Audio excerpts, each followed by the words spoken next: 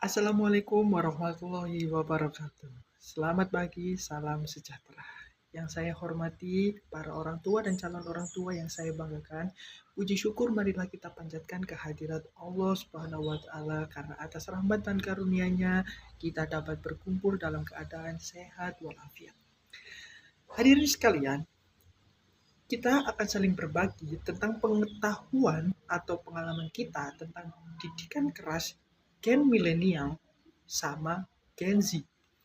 Setiap zaman kita memiliki cara mendidik anak yang berbeda, tapi kita memiliki tujuan yang sama, yaitu ingin anak kita tumbuh dengan pribadi yang baik, berkarakter, dan bertanggung jawab. Kita selalu bertanya, apakah cara mendidik generasi sebelumnya masih bekerja jika diimplementasikan ke zaman yang sekarang? Kita dapat melihat pada zaman dahulu, didikan orang tua sangat disiplin terhadap anak. Bahkan berkata kasar atau melakukan kekerasan fisik menjadikan hal yang wajar, karena tujuannya agar anak lebih kuat dalam menghadapi kehidupan. Meskipun begitu, berdampak dari didikan itu membuat anak menjadi generasi yang tangguh, mental, dan bekerja keras tanpa ada keluhan. Namun, dampak negatif dari didikan itu, anak tumbuh dengan rasa takut karena kekerasan fisik sulit terbuka dalam hal komunikasi dengan orang tua.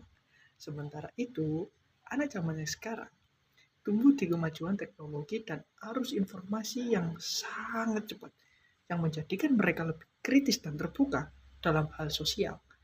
Namun, di sisi lain, Gen Z menjadi sensitif akan suatu hal dan mudah stres. Banyak generasi milenial selalu memandang Gen Z adalah generasi yang manja karena mereka tidak terbiasa dididik keras, yang penuh tekanan, melainkan dengan cara pendekatan yang penuh dengan kasih sayang. Berubah zaman ini mempengaruhi pola berpikir kita, bahwa kita harus merubah sistem pendidikan dengan pendekatan yang efektif.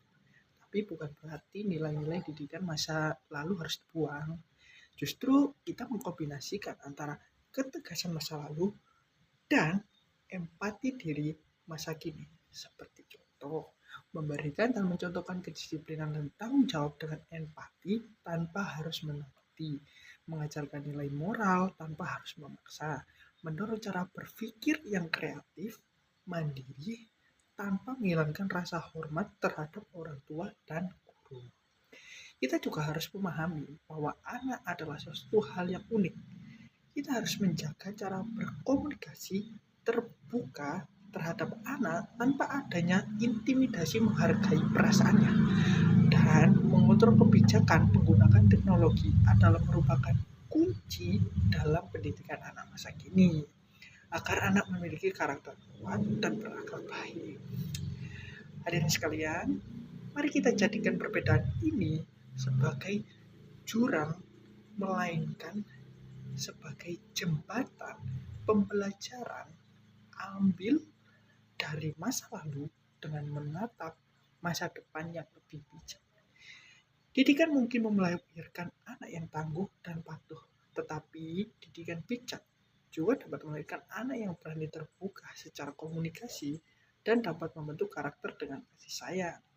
Semoga kita semua, baik orang tua maupun calon orang tua, mampu menerapkan pola didikan yang tegas dan kelembutan antara tradisi dan inovasi, agar generasi penerus bangsa kita lahir dengan tangguh namun tetap berperasaan.